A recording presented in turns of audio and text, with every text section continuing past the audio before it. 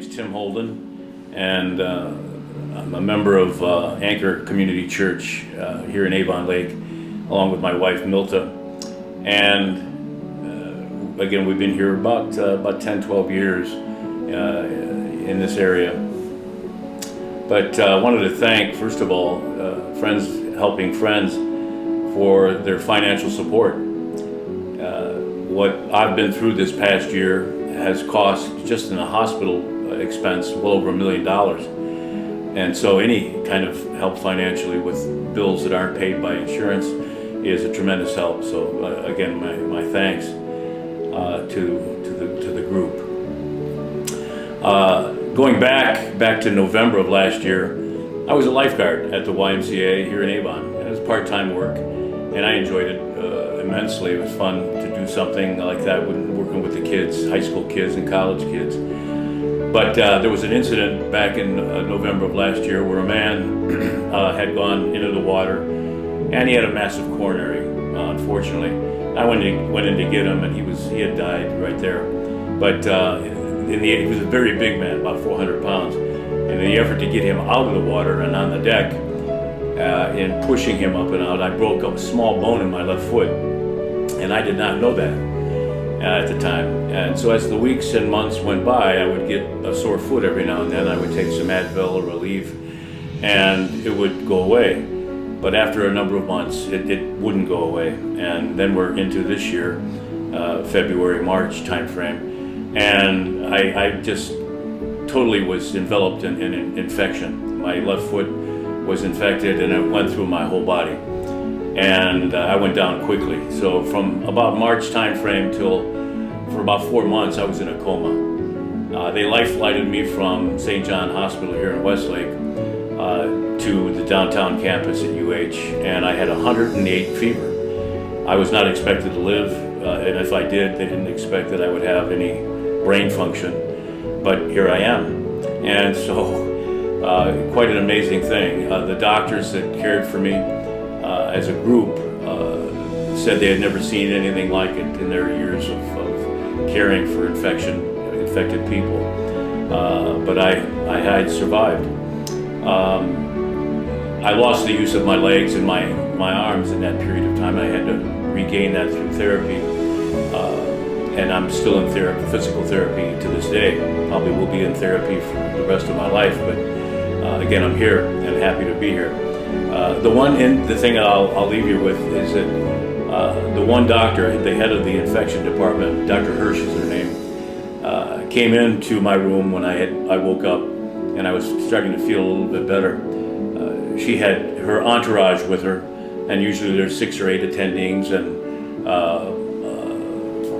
interns and so forth, but she came in, saw that I was feeling better, and she came up to me and she said, in my 40 years, I've never seen anybody survive. You are truly a medical miracle.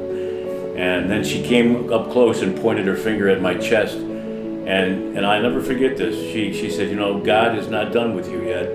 He's got a plan for you. And that has stuck with me to this day, in that doctors, and I worked in the medical industry for 27 years, doctors don't get spiritual. They very rarely, never heard of it. So she did that, and that stuck with me. Usually doctors are very matter-of-fact, black and white numbers. They're numbers driven, and they're callous to what they deal with every day. They deal with sick patients, dying patients, death.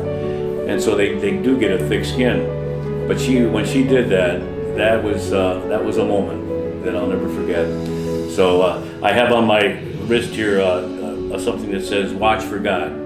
So I'm looking for that message, or what God wants me to do at this point. But I'm well, and I'm back doing rehab every 3 times a week.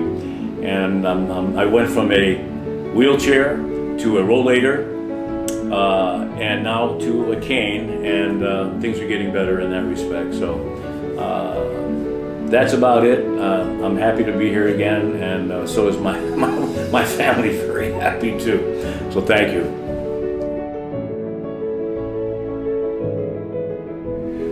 My name is Tina, and Joe nominated me for help from friends helping friends. We were very behind on bills.